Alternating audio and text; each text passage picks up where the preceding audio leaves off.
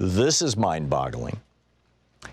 Chuck Grassley, on the other hand, or Chuck Grassley is saying that, he wants that these people should, be speaking, that the whistleblowers should be speaking to the Senate Intelligence Committee as well as the House Intelligence Committee. He wants to know what they have to say. It looks to me like the Republican Party is essentially starting to disintegrate.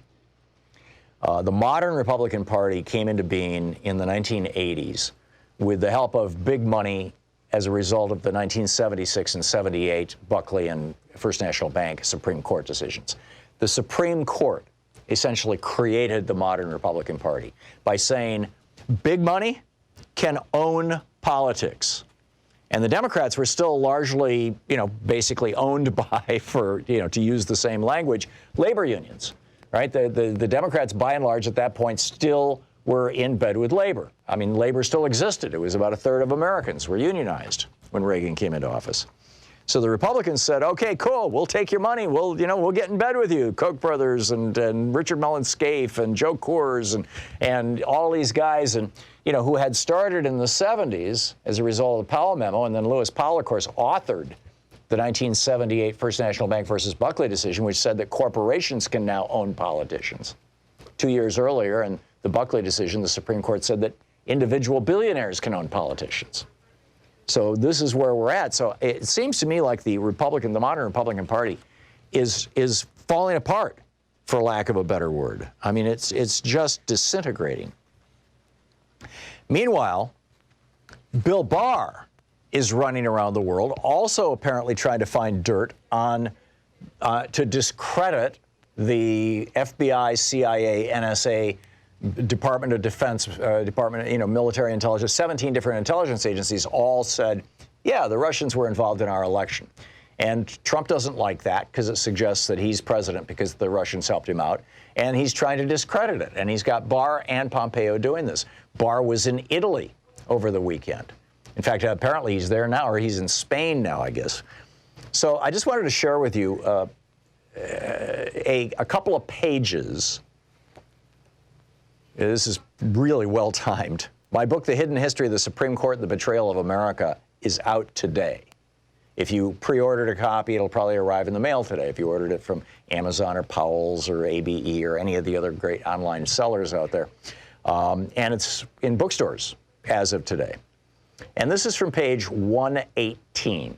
And I'm just gonna read a little bit of this to you, or share a little bit of this with you, and offer you commentary, because I think it's so relevant to what's going on right now. During the week of Christmas 1992, George H.W. Bush was on his way out of office. Bill Clinton had won the White House the month before, and in a few weeks would be sworn in as president. But George Bush's biggest concern, this is George Bush the elder, he was president for a couple more weeks.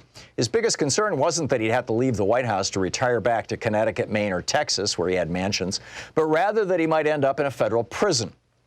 Because independent counsel Lawrence Walsh was closing in on him fast, and George Bush's diary was the key to it all.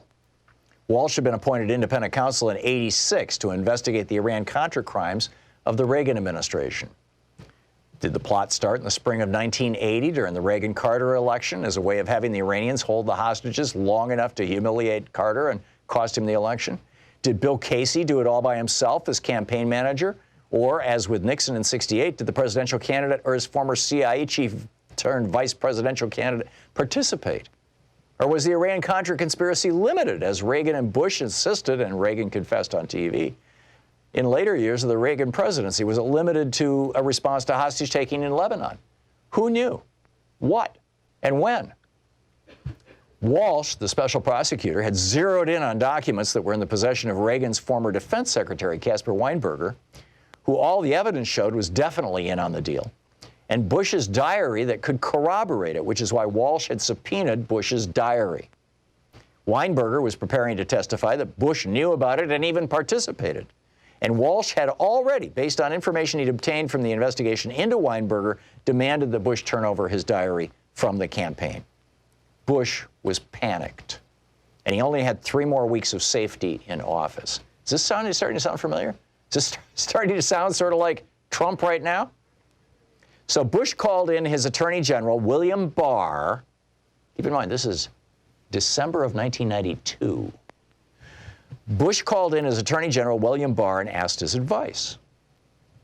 Barr, along with Bush, was already in trouble. The iconic New York Times writer William Safire referred to him not as Attorney General Barr, but instead as cover-up General Barr, noting that in another scandal having to do with Bush selling weapons of mass destruction to Saddam Hussein, Barr was already trying to cover up for Bush himself and his friends.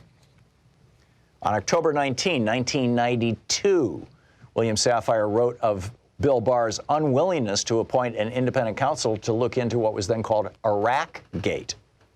And this is a quote from William Safire's column. Why does the cover-up general resist independent investigation? Because he knows where it may lead. To Dick Thornburg, James Baker, Clayton Uter, Brent Scowcroft, and himself, William Barr. He vainly hopes to be able to head it off, or at least be able to use the threat of firing to negotiate a deal. End of quote. Now, just 2 short months later, Bush was asking Barr for advice on how to avoid another very serious charge in the Iran Contra crimes. How, he wanted to know, could they shut down Walsh's investigation before Walsh's lawyers got their hands on Bush's diary? In April 2001, safely distant from the swirl of D.C. politics, the University of Virginia's Mueller Center was compiling oral presidential histories and interviewed Barr about his time as AG in the Bush White House. They brought up the issue of the Weinberger pardon and Barr's involvement in it. Turns out Barr was right in the middle of it.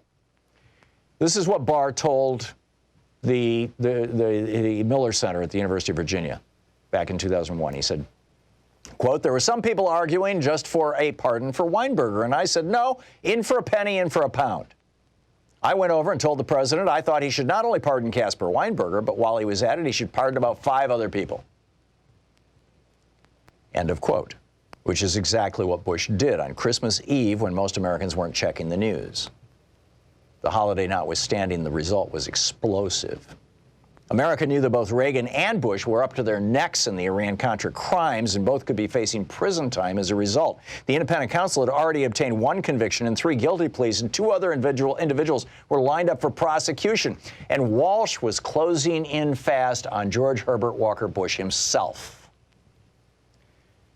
So when Barr and Bush shut down the investigation by pardoning not only Weinberger, but also the 5 others involved in the crime, destroying Walsh's ability to prosecute anybody and wiping out his leverage to get Bush's diaries, the New York Times ran the headline all the way across 4 of the 6 columns on the front page, screaming in all caps, "Bush pardons 6 in Iran affair, aborting a Weinberger trial, prosecutor assails cover-up." Bill Barr had struck, saving the political life of a Republican president. So the future Republican presidential nominees, Joyce, can you grab this, please? So the future Republican nominees wouldn't suffer under the cloud of Reagan's and Bush's crimes. The second paragraph of the Times story by David Johnson laid it out. Answer it, Joyce, please, right now. Mr. Weinberger was scheduled to stand trial on January 5th on charges that he lied to Congress about his knowledge of the arms sales to Iran and efforts by other countries to help underwrite the Nicaraguan rebels, a case that was expected to focus on Mr. Weinberger's private notes that contained references to Mr. Bush's endorsement of the secret shipments to Iran. When a Republican president is in serious legal trouble, Bill Barr is the go-to guy. And it goes on for another page and a half about basically how Bill Barr broke the law, shut down the investigation. This was in 1992. I document all this in my new book, The Hidden History of the Supreme Court and the Betrayal of America, because it has to do with the Supreme Court and the packing of the court by Republican presidents. And, it's pretty amazing stuff. But that's, Bill Barr is up to this. Pompeo is up to this.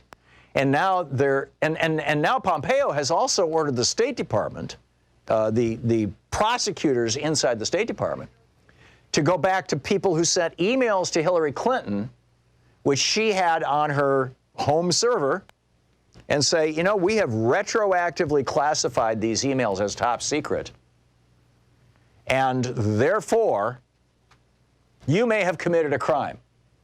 Or you may be a witness to Hillary Clinton committing a crime. So here they are. Literally as we speak, Mike Pompeo and the State Department are trying to get Hillary Clinton indicted for having secure information on her server. At the same time, by the way, that up until very recently, and maybe continuing, but up until this last year, Jared Kushner and Ivanka Trump were conducting government business on their own private servers. Is this starting to sound weird? Well, it is. Surprise, surprise.